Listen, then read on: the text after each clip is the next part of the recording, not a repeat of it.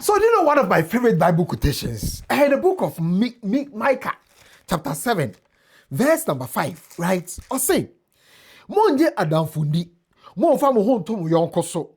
Oba oda okukumu no, ne ho ana renwa no. But it appears say the boss of the Jalisco New Generation Cartel, Mencho, sa quotation we know, who and on all the kinds of the Bible, because based on Army General Secretary of Mexico, press release on the by no HSA, Obaho, and Omunam, and the Chi Mencho. I go 624. Let's also be me a subscribe button so no one can click the notification icon. So now I can for that send and at the amount of send. Ubet me send this amount for UK now share video or USA or Canada or Europe or Australia. Ubet me send this amount of fire or Ghana. But some way that send I ain't possible. Since I was Australia, bet me send this amount for more Europe or UK. Bet me send this amount for more Canada and USA and Australia. Ni na or that send app and so. Or register use reference code G24. Or send this car use reference code G24. It's your common. And now me demo ko piemu Mexico and as Mexico. Emma me bomo komafa Mencho chia ye che no any two account no man channel no one said no. And how Mencho a rise ye from just being a farmer on the oye more farms eko piemu or San Francisco or California, United States of America. If you want no more esaso or we deport no after some arrest no sentence no esaso back to Mexico. Ebe ye adwuma police force nimu emo turning from a good cop to a bad cop eba be joining the millennial cartel millennial cartel no and say chi or worry Rosalenda or be didi mu be control Jalisco territory of millennial cartel ne fall ye say no musi serve El Chapo cartel no your friend say El Mencho na adwin say obete ne ho just o te ne ho ebe geni Jalisco total control over Jalisco territory, they say HA no akasa running the operation or be forming the group Jalisco New Generation Cartel. Just almost declared wanted, almost also declared the public enemy number 1 or Chicago. As also declared so a public enemy to a Mexico as country, Ama almost $10 million US to it. So next can rise here to $15 million US. That's how media on my channel. Ama did say to a kind of man channel no more second. We ran through this whole story. But Army General Secretary gave us a better version of this story. Now, we a press release. And press release, and my make find out new things, right? Now, the new things, as I just say, Obe Biana no what around El Mencho Biano. No match no. No match neba El Menchito. Or match Danny Quintero. Or match Rafael Alvarez.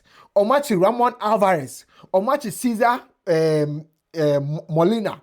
Or match Ivan Sazarin Molina, or match Domingo Medina Diaz, or match Abigail Gonzalez, or match Antonio Ose Guerra Sevran El Montana. I'm just say El Mencho Nakasankasana Yere, Rosalinda Gonzalez the Crano, or my Babetino in the year 2021. Now, at the time, I know Mochi Rosalinda, no, there is a Rosalinda and El Mencho, or my separate. As far back as 2018, and on Mechi Rosalinda in 2021. On Mechi Rosalinda, no China is somebody born Rosalinda, and it's involved in money laundering, and the Kakao almost sentenced in 2023, 2025 year, and Omu releasing Rosalinda. Omu releasing Rosalinda in 2025 year, and I say Omu Guswa El Mencho. It is a time on my chit is uncle for now around El Mencho. Naka El Mencho, Kwan. Some betcheno. Aka El Mencho. Some betcheno. And US4 at the bounty out to El Mencho Tiso. Oma increase the bounty from $10 million US to $15 million US. Say obi our information beyond all famra no monte El Mencho. Look at the number of years. And it's a bounty in that El Mencho Tiso. Within those years, in an uncle for more who na or match obi any information. Until recently, and then yeah, Omo say, El Mencho, Omunya tip off. Say, oh, who alaga jobi, oh, who young girl be at this on the girl no, and a shahonomo. It's in the US4, and the girl no ya, tio, El Mencho wa you. This on the split year in 2018 in the year no much no, or one El Mencho, or when you're not channel. Enkofo kwa no mususu say Mencho ewu odaso ate ase o henfa omu ready apartment bi omu ni bia omu nya Mencho anteno. Until recently and omu nya hint say Mencho wo girlfriend bi ateso ne girl no wo o sisi ma girl no. And then the omu kira girl no mo omu hu ye. Eti girl no through sa girl na Mencho ehu no. And then the defense secretary just so US or in the person of Ricardo Trevilla. I want the press briefing ni mu no. Beka say sa girl no ne Mencho hye ho no. And no mo fa no so de hu say Mencho abosese e water pauper. Now at this very time no Mencho wo ho iti girl no kosra Mencho on the 21st of February. Na no Saturday. And a girl no kosra Mencho. O kosra Mencho no o sha Mencho chesa. And odi fi ho. Ofi ho no mo ne pe.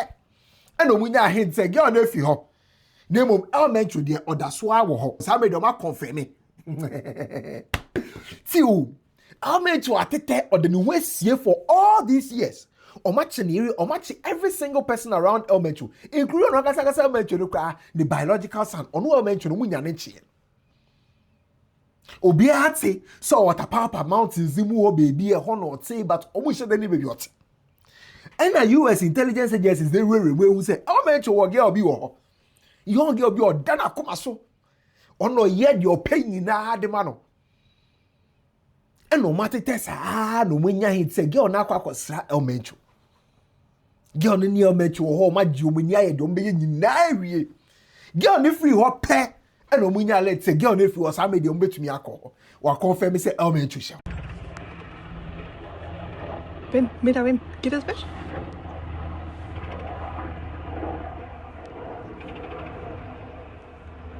No, ya les van a caer.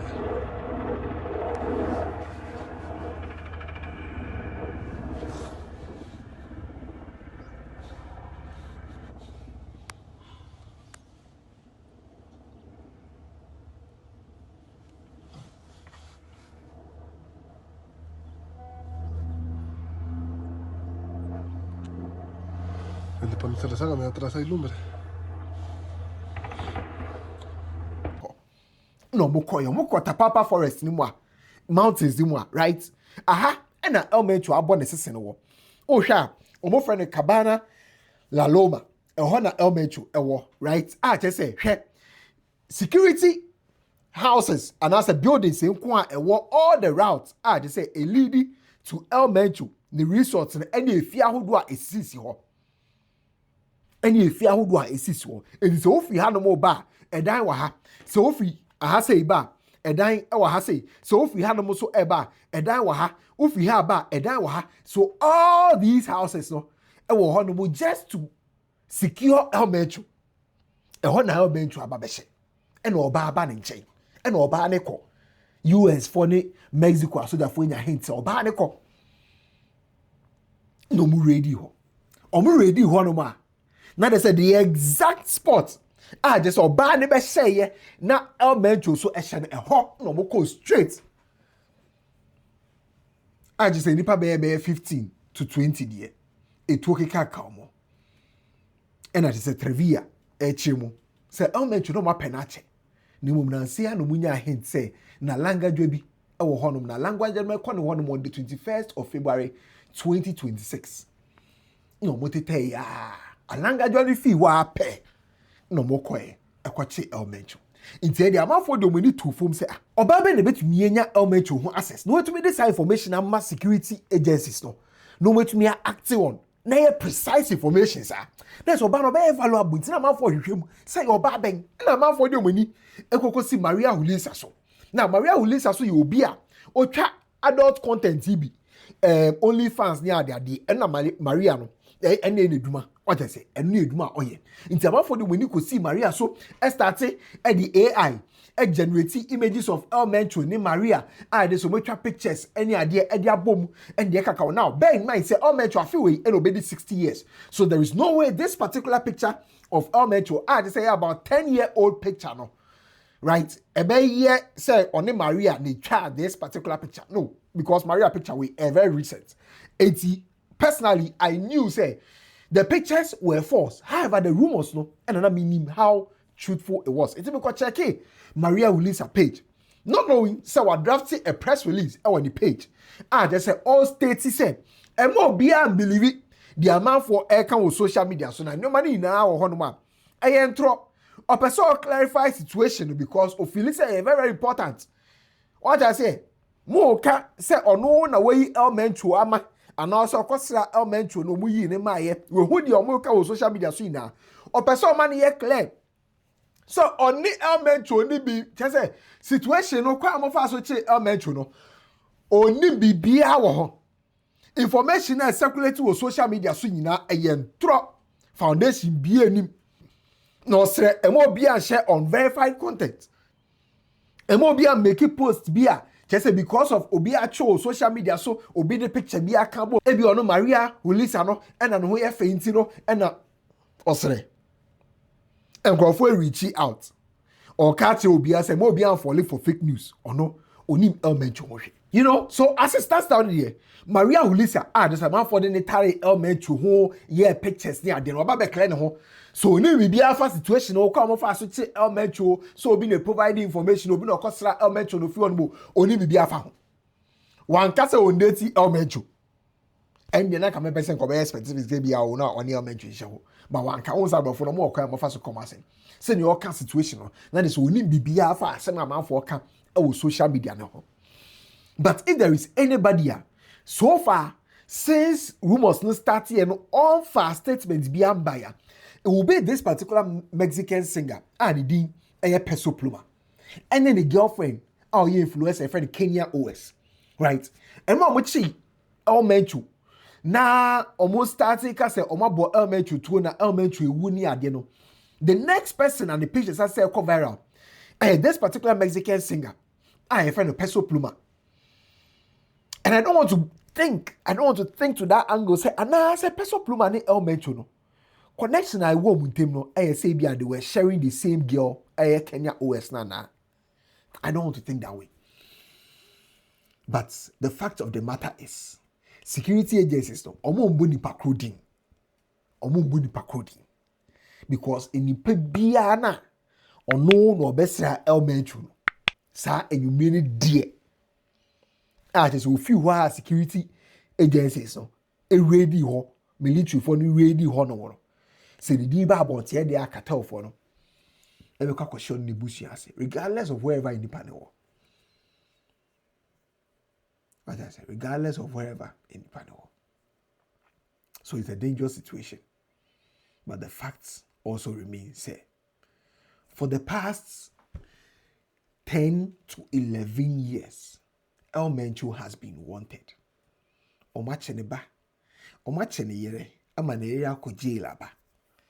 Na yehu Mencho. It took the girlfriend. So mo beche Mencho. I Gossip 24. Magraheb.